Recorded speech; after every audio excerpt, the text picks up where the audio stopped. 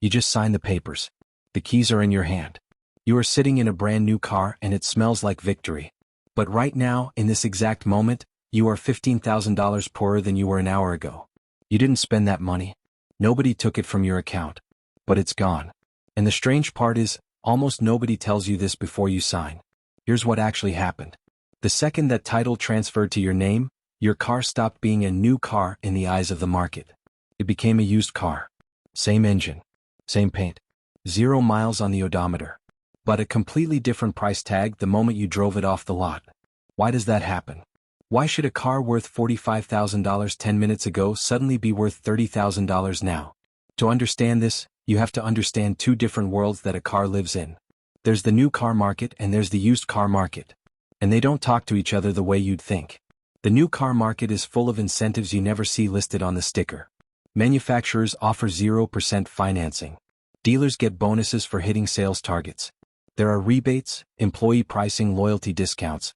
All of that inflates what a new car appears to cost, and deflates what a dealer actually needs to make on it. The used market has none of that. It's just you, the car, and what a stranger is willing to pay for it tomorrow. No manufacturer incentive.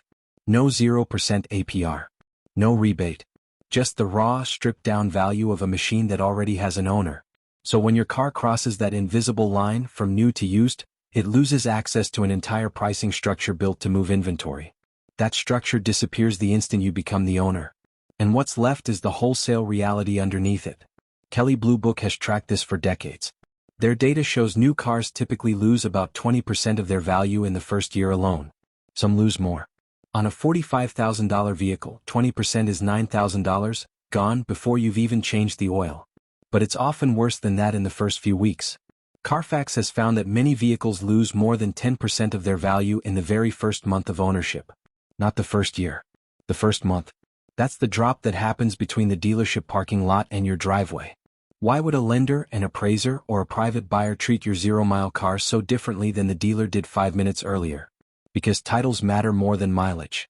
A car with one previous owner, even an owner who drove it for one afternoon, carries a permanent mark.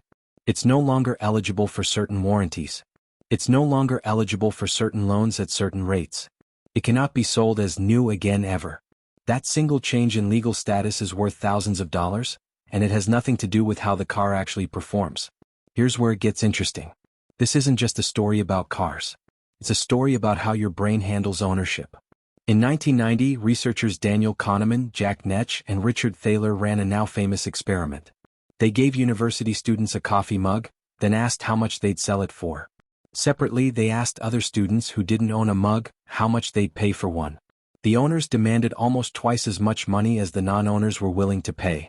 Nothing about the mug had changed. Only the ownership had changed. And that alone reshaped how valuable it felt. This is called the endowment effect. The moment something becomes yours, your brain quietly inflates its value.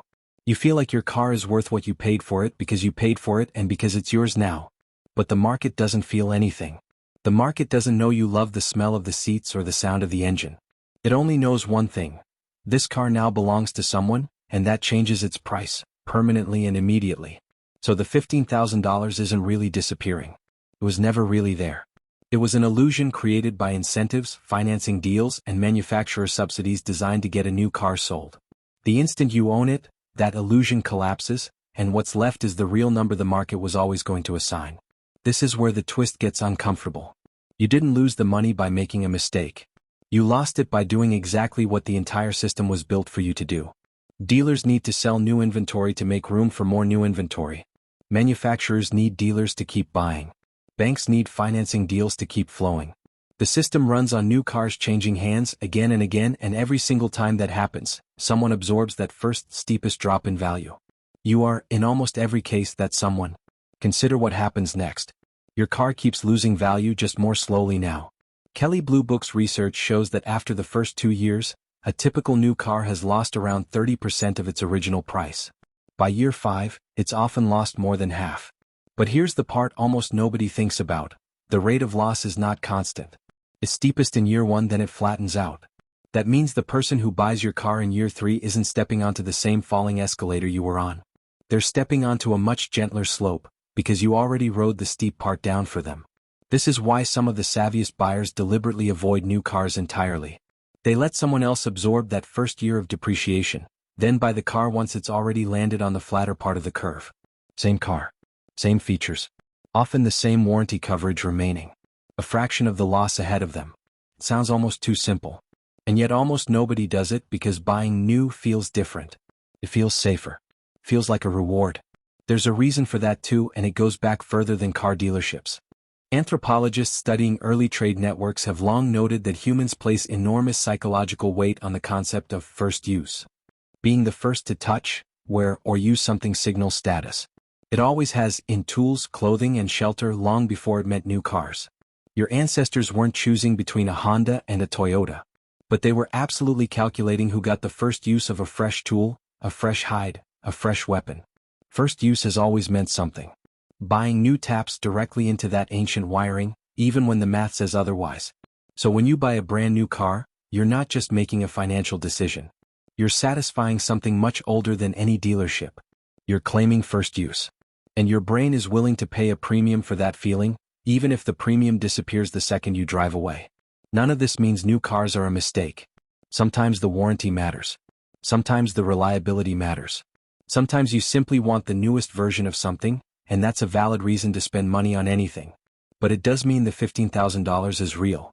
It's not a trick of accounting.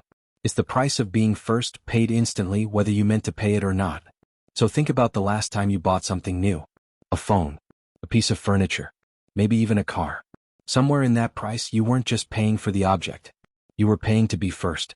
And the moment you were, the price of being first was already gone.